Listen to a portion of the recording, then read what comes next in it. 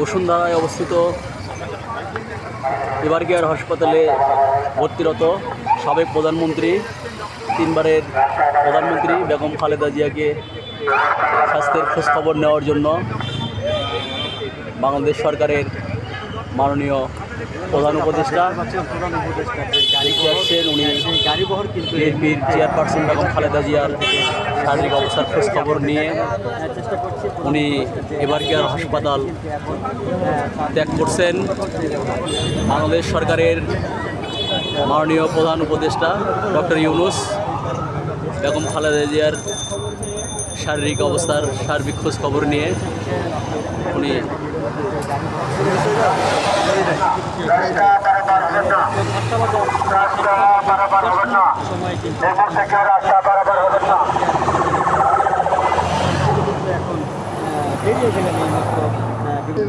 কিন্তু সরাসরি দেখানোর চেষ্টা করছি। দর্শক, এই মাত্র কিন্তু হাসপাতাল থেকে বেরিয়ে যাচ্ছেন ডক্টর মোহাম্মদ ইউনূস।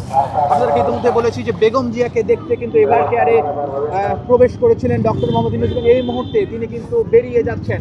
এবং দর্শক, আপনারা দেখতে পাচ্ছেন যে কড়া নিরাপত্তায় এভারকেয়ার থেকে বেরিয়ে যাচ্ছেন ডক্টর মোহাম্মদ ইউনূস। প্রধান উপদেষ্টার গাড়ি বহর কিন্তু বেরিয়ে যাচ্ছে রাজধানীর এভারকেয়ার হাসপাতাল থেকে। আপনাদেরকে টেলিভিশনের মাধ্যমে সরাসরি দেখানোর চেষ্টা করছি। দর্শক, এই মুহূর্তে আমরা অবস্থান করছি রাজধানীর এভারকেয়ার হাসপাতালের সামনে এবং আপনাদেরকে সরাসরি দেখানোর চেষ্টা করছি। আমরা কিন্তু প্রধান উপদেষ্টার গাড়ি বহর দেখতে পাচ্ছি। এভারকেয়ার থেকে কিন্তু বেরিয়ে যাচ্ছে প্রধান উপদেষ্টার গাড়ি বহর।